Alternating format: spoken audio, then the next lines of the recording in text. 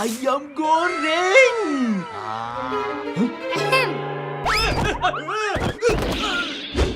Ish, Otoy. Awalnya beli makanan pakcik.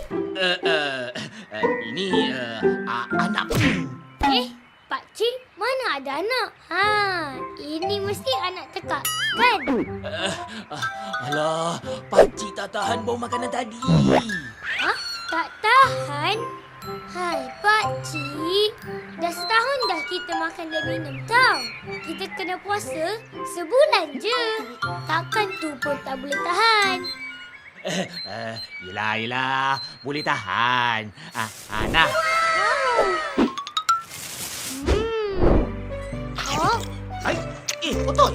Kamu tak puasa ke? puasa? Tapi separuh hari je.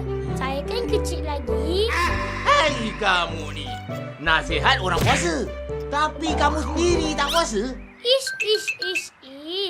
Pakcik, jangan lihat siapa yang menyampaikan.